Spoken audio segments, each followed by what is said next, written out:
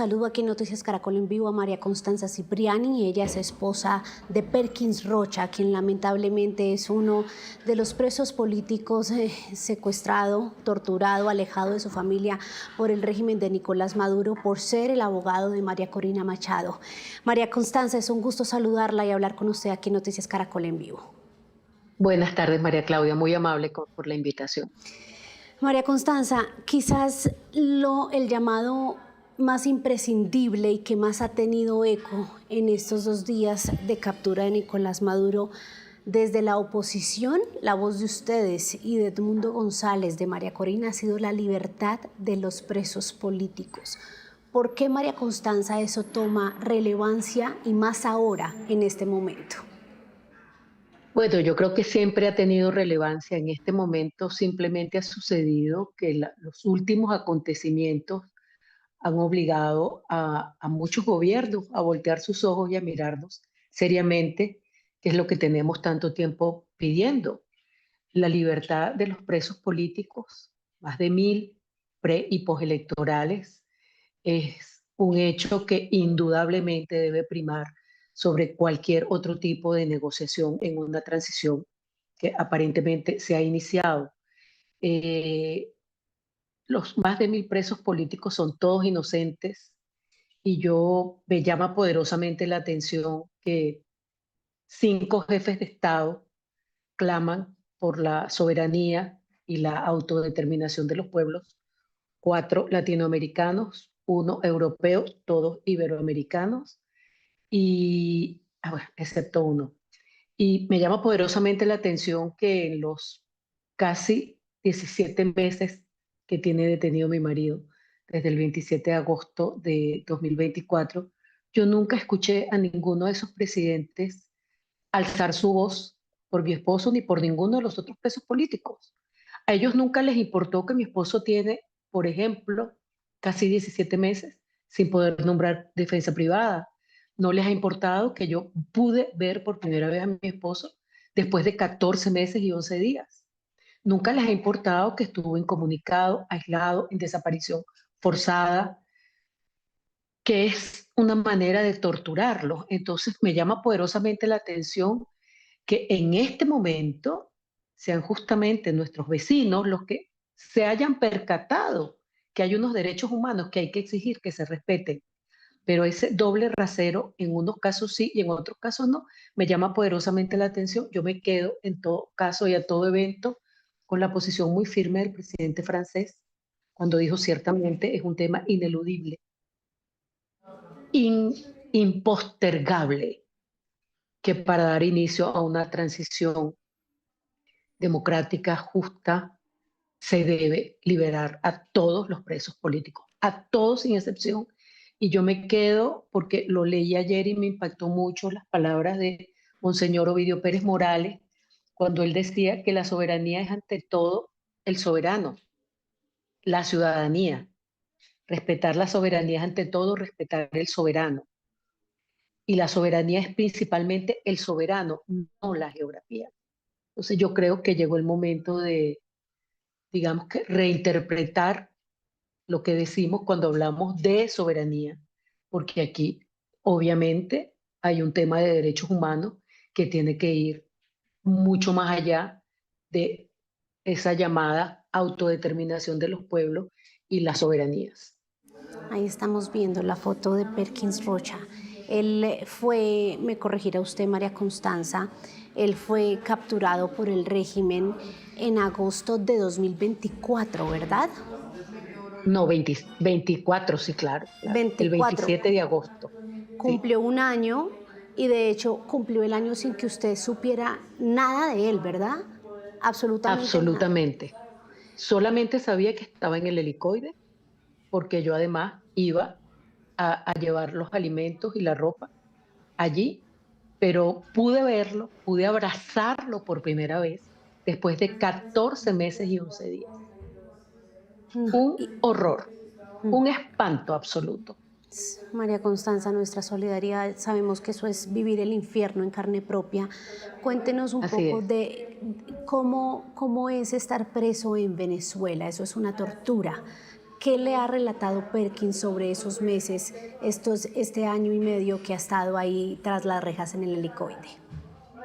Bueno, lo más duro, indudablemente, cuando pudimos vernos, hablarnos, abrazarnos, fue la falta de contacto con su familia. Claro. Esa es una cosa tremenda para él, para mí, para nuestros hijos, para su mamá, para mi mamá, para todos, ¿no? Yo creo que eso es lo más difícil de afrontar y a mí me dolió mucho que en algún momento de su relato me dijo, en algún momento yo quise morirme, porque yo no coincidía cómo era posible. Yo soy abogado, yo he abogado tantos por los derechos humanos de tantos que a mí se me negara siquiera una llamada con mi familia. Entonces, eso para alguien que es abogado, que conoce el derecho, que sabe la magnitud del daño de la violación que se está cometiendo con él, es muchísimo más difícil porque tú dimensionas realmente lo que está sucediendo en tu país en carne propia. Entonces, por supuesto, yo estaba francamente muy conmovida, no solamente porque ha perdido muchos kilos, sino porque eh, que escuchar de tu marido que en algún momento se quiso morir, que no soportaba la tristeza de no saber de nosotros, es terrible y yo no se lo deseo a nadie. A mí hace rato me preguntaron, en una corte en Nueva York se acaban de declarar inocentes, ¿qué opina usted? Y le dije, bueno, qué bueno que al menos ellos han podido declararse inocentes y juramentar abogados privados. Mi marido nunca tuvo esa oportunidad, aún no la tiene y han pasado casi 17 meses. Constanza, ¿cómo es ese proceso? Yo le estoy preguntando cosas que de pronto parecen obvias, pero no lo son, porque es que nosotros vivimos en una democracia y no sabemos qué es que cuando uno vaya con su abogado le nieguen el presentar, el inscribir su defensa para el proceso judicial, empezando porque ni siquiera sabemos bien cuál ha sido el proceso con citaciones específicas que ha tenido Perkins, que me imagino que también se hacen los locos con eso. ¿Cómo es cuando usted va con el abogado que usted quiere represente a Perkins y no le aceptan esa representación? Bueno, no es solamente que no me aceptan la representación, es que ni siquiera me aceptan el escrito.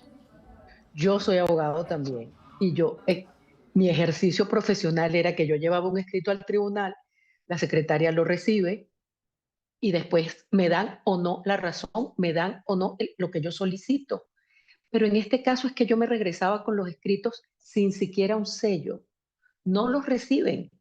Es una cosa increíble en los tribunales. Entonces, pero por supuesto que ha sido un impacto tremendo para nosotros. Esto es como la dimensión desconocida, yo digo, es una cosa surrealista porque tú dices, wow, o sea, ¿dónde está la Venezuela en la que yo crecí como abogado? ¿En qué momento del camino se perdió hasta llegar a estos niveles? Es muy duro, porque Perkins efectivamente tiene una defensa pública que no lo defiende. Y hoy esto ya me lleva a preguntarle sobre lo coyuntural, lo que pasó hoy, esa imagen igual antidemocrática de Delcy Rodríguez juramentando como presidenta interina. La captura de Maduro para muchos venezolanos, para ustedes, representó sí algo positivo porque se fue este dictador, pero queda el régimen. Como familiar de un preso político de Perkins, ¿usted siente que hay algún tipo de apertura al cambio con Delcy ahí en el poder? Yo me estoy enfocando en lo que siempre me he enfocado, que es en seguir eh, exigiendo la libertad de mi esposo y con él la de todos los presos políticos. Yo creo que esa circunstancia que se dio recientemente ha servido para que muchos más países se atrevan a alzar su voz en defensa de los presos políticos venezolanos y en defensa de una transición democrática justa, donde los venezolanos tengamos participación. Yo creo que es una oportunidad estelar para lograr la libertad de ellos, la libertad plena, porque ese es otro tema, ¿no? Que aquí excarcelan a la gente, pero no son libres. porque quedan con régimen de presentación, quedan con casa por cárcel, quedan con sus derechos conculcados, no tienen pasaportes, no pueden salir del país, no pueden dar declaraciones. O sea, eres una especie de rehén, pero fuera de un recinto carcelario. Yo creo que la oportunidad está dada y tenemos que aprovecharla definitivamente. Y por eso yo agradezco tanto estos espacios, porque es para exigir que todos nos pongamos de pie y definitivamente logremos la libertad de todos los presos políticos, porque esto se trata de una transición, no de una transacción. Aquí no estamos manejando solamente temas económicos, aquí estamos hablando de derechos humanos, de vidas humanas, que están allí, como la de Perkin, pero como la de Perkin y la de más de 999. Son madres que sufren, son hermanos que sufren, son esposas que sufren. O sea, es un horror tener un preso solamente por pensar distinto, por atreverse a disentir, por atreverse a decir, esta es mi verdad y la defiendo con la palabra, porque lo único que hemos hecho es defender nuestra verdad con la palabra. Entonces, yo creo que ese horror hay que pararlo y creo que la oportunidad es estelar para que todo el mundo se una y ponga el foco sobre Venezuela y logremos que el primer signo real de la tan esperada transición sea la libertad de todos los presos políticos. Sí, es un momento estelar, es una gran oportunidad, como usted lo menciona.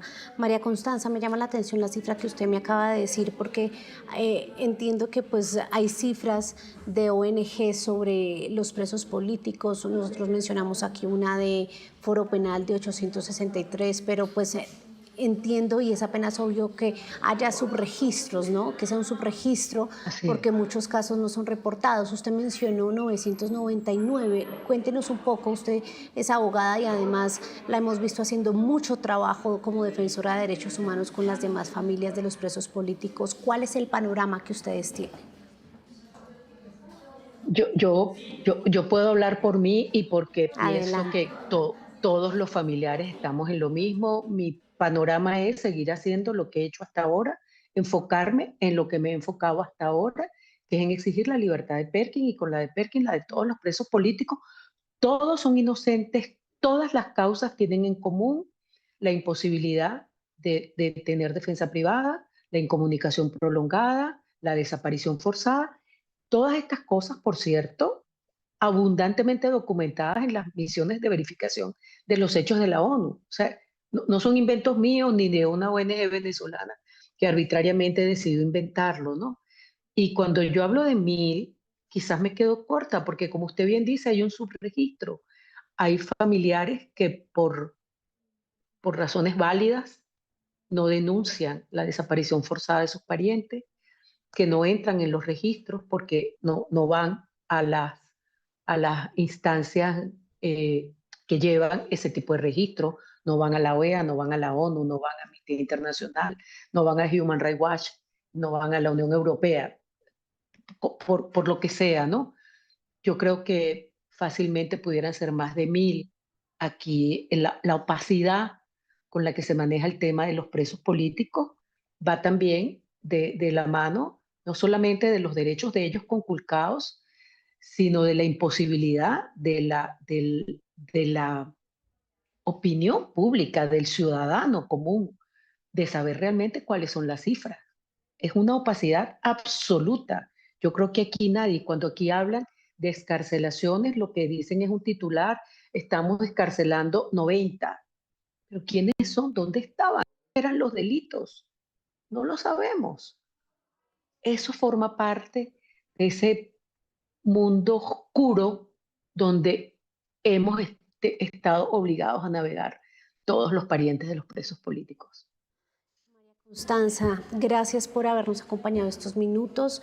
Nos unimos profundamente a ese llamado con conciencia y de manera genuina, pidiendo la libertad, exigiendo la libertad de Perkins Rocha, que como usted dice, está preso por hacer bien su trabajo, porque en parte su gran labor era la defensa jurídica y la representación de María Corina.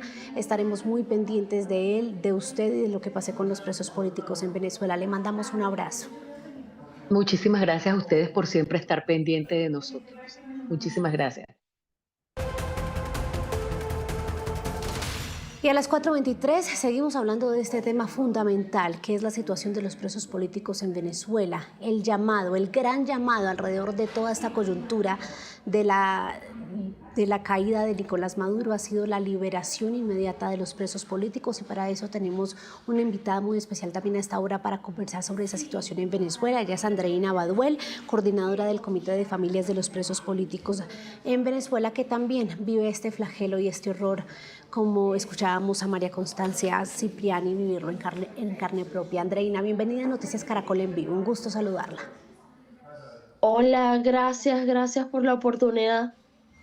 Gracias a usted por estos minutos. Por favor, hay mucha gente conectada a esta hora, de hecho, comentando y solidarizándose con ustedes por el horror que viven por cuenta de esta injusticia del régimen de Nicolás Maduro. Y tengo entendido, Andreina, que usted también tiene una historia, que su activismo y su voz a favor de la liberación de los presos políticos es por una experiencia personal. Por favor, cuéntenos su historia. Sí, gracias. Bueno, el caso de mi familia es un caso emblemático por los niveles de persecución a los que hemos sido sometidos. Han sido más de 18 años de persecución. Comenzó con la prisión de mi padre, el general Raúl Isaías Baduel, que duró 12 años y medio sometido a tratos crueles, a torturas, a desapariciones forzadas, a falta de atención médica especializada y oportuna, y estuvo además en diversos centros de tortura, lo que fue generando en él un daño orgánico que desgraciadamente acabó con su vida. Mi padre murió en prisión, incluso sin juicio, sin recibir atención médica y en los brazos de mi hermano. La persecución no paró, no solo con su prisión, sino que se ha extendido a diversos miembros de mi familia, e incluso mis hermanas y yo somos actualmente perseguidas por denunciar lo que ha vivido nuestra familia y por denunciar el horror al que es sometido mi hermano, quien tiene más de 5 años y medio injustamente preso, torturado y en condiciones inhumanas. Aunado a eso, es un patrón de persecución. Sin duda, nuestro caso es un caso mucho más visible que el de otros, pero no somos los únicos los que lo vivimos. Como bien decía la señora María Constanza, somos más de 1000 familias que vivimos esta zozobra y esta crueldad, y es por ello que estamos convencidos que la única manera de contrarrestarla es construir memoria histórica y hacer lo que está en nuestras manos para que haya justicia en algún momento. ¿Usted coincide, Andreina, con María Constanza en el sentido de que esta captura de Maduro y lo que está pasando especialmente con la presión sobre el régimen, sobre Delcy, sobre Jorge, sobre los que representan todavía el madurismo, podría ser una oportunidad para que esta situación de ustedes cambie? No solamente que podría ser, sino que además la estamos exigiendo. Debemos decir que es punto de honor que se materialice inmediatamente la liberación de todos los presos políticos, quienes en este momento están incomunicados. Debemos decir que a raíz de la situación que se suscitó en Venezuela, los presos políticos tienen suspendidas las visitas hasta nuevo aviso. Hay excepciones en algunos centros de reclusión que sí están permitiendo el ingreso de insumos, pero particularmente en mi caso, en donde está mi hermano, que es el Rodeo 1, que además es el centro de tortura ejemplarizante en la actualidad, no reciben ni siquiera insumos, los pocos insumos que allí permiten, cosa que me preocupa porque mi hermano fue brutalmente torturado en el SEBIN Helicoide y en las condiciones de horror que está en el Rodeo 1, que me permito además ampliar en este espacio, que es que están en una celda 2x2 en la que únicamente tienen una cama de cemento y una letrina, en donde tienen restricción de alimentación, de medicación y de hidratación. Eso ha hecho que la condición de salud por tortura que le generó el régimen a mi hermano haya empeorado, incluso ha perdido muchísimo peso. Entonces, con esta limitante de que ni siquiera medicinas quieren recibir, en el caso del Rodeo 1, pues por supuesto que la preocupación es muy alta, y es por ello que estamos elevando la voz y denunciando este horror. Recuérdenos, por favor, Andreina, el nombre de su hermano y la razón Sí. injusta por la que para el régimen, o la razón por la que fue capturado por el régimen. ¿Cuál era su activismo? ¿Cuál era su labor en democracia? Sí, mi hermano se llama Josnar Adolfo Baduel, tiene 5 años y 8 meses detenido arbitrariamente.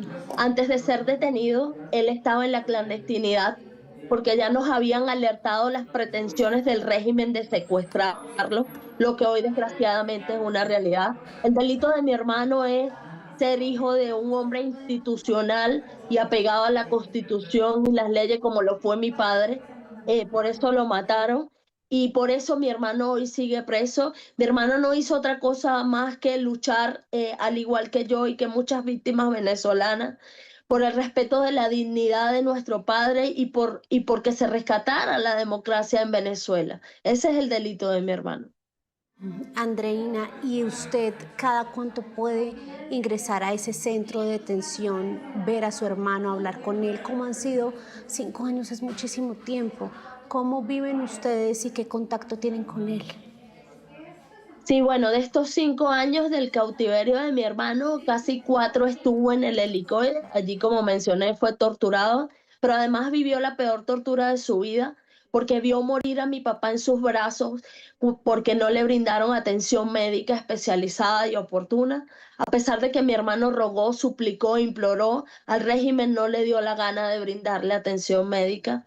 Desde el 2020, de abril del 2024 hasta este momento que estamos hablando, está en este nuevo centro de tortura que se llama el Rodeo Uno, donde incluso están la mayoría de los extranjeros que son presos políticos en Venezuela. Por supuesto que ha sido un proceso muy retador, muy duro, muy desafiante, pero no somos indiferentes a eso, estamos luchando por su libertad y por la libertad de todos, porque como mencionaba hace unos instantes, nuestro caso es un caso ejemplarizante de horror, pero no somos los únicos. Lo que lo vivimos es por ello tan importante que se siga visibilizando, que en Venezuela se siguen cometiendo crímenes de lesa humanidad, que en Venezuela se siguen violando derechos humanos y que incluso mientras estamos hablando en este momento, mi familia y yo somos perseguidas, pero que además se siguen perpetrando detenciones arbitrarias e incluso hasta de periodistas. Sí, y es que ahí es donde es clave también el tema de cómo ustedes, de cierta manera, Andreina, no quiero que suene mal, pero ustedes nunca se han dado por vencidos, pero su voz muchas veces no tiene el mismo volumen, porque debido a la situación en Venezuela que se ha normalizado ese régimen, precisamente por eso ahora usted nos dice es una gran oportunidad y lo exigen. Durante los últimos años, precisamente viviendo esto, ustedes han permanecido firmes.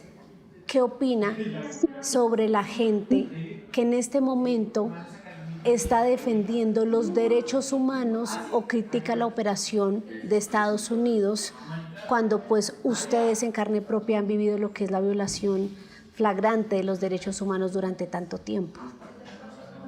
Sí, nosotros como víctimas no promovemos las violaciones de derechos humanos, pero es oportuno que el mundo sepa que los venezolanos hemos hecho todo en cuanto ha estado en nuestras manos, en el marco de la ley y de la justicia, y desgraciadamente la respuesta del régimen venezolano fue más impunidad, fue más opacidad, fue más represión, fue más opresión, y por eso solo no podíamos.